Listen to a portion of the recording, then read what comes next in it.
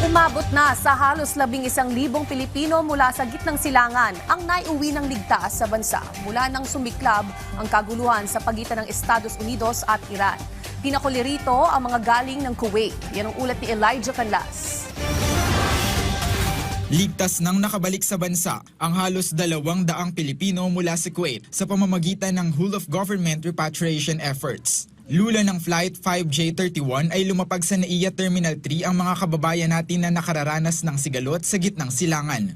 Mula sa kabuoang bilang na ito, 154 ang overseas Filipino workers. Kasama sa mga ligtas ring nakauwi ang isang sanggol, isang senior citizen at isang buntis. Sinalubong sila ng mga tauhan ng Overseas Workers Welfare Administration o OWA para dalhin sa Philippine Trade Training Center na nagsisilbing holding area ng mga repatriated individuals. Hinandugan sila ng Ahensya ng Food Assistance at Special Financial Assistance bilang bahagi ng post-repatriation support sa kanilang pagbabalik bansa. Sa kanilang pagtawid mula Kuwait patungong Riyadh, Kingdom of Saudi Arabia ay agad ding nagbigay ng kaukulang assistance ang Philippine Embassy para matiyak ang maayos na transit.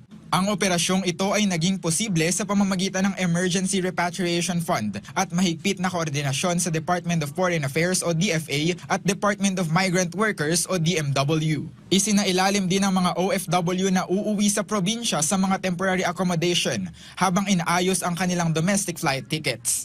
Nagpahayag naman ng kanilang pasasalamat ang ating mga kababayan dahil sa ligtas na proseso ng kanilang pag-uwi sa Pilipinas. Medyo nakakatuwa po at saka po talagang thankful po ako sa lahat ng tumulong sa amin, OWA, DMW po, sa simulat sa pula, sa lahat ng taong tumulong sa amin, maraming salamat po. Salamat din po sa cash assistance na binigay nyo, malaking tulong din po. Samantala, ibinahagi rin ng ilang OFW ang kanilang naging karanasan ukol sa tensyon at mabilis na aksyon ng embahada sa ibayong dagat. Kampante and very happy po na nandito na po sa Pinas. Documents, very smooth. The OWA and DMW help us a lot there in Embassy in Kuwait po, and Saudi. A week ago, bago kami umuwi, may pagsabog pa rin, may alarms pa rin na nangyayari.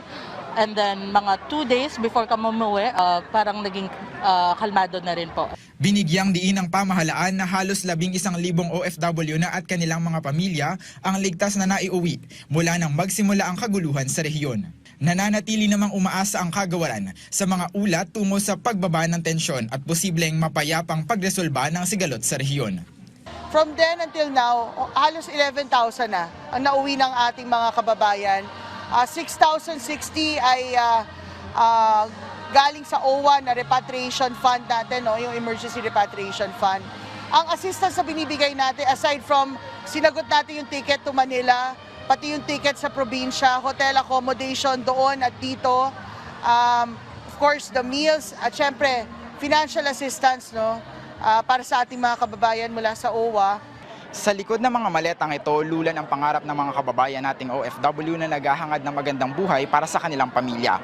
Ngunit kung seguridad at kaligtasan naman daw ang pag-uusapan, hindi nila ito maitataya sa anumang halaga. Patuloy rin ang repatriation efforts ng OWA at DMW, gayon din ang pagbibigay ng mga bagong pangkabuhayan para sa mga Pilipinong nagbabalik bansa.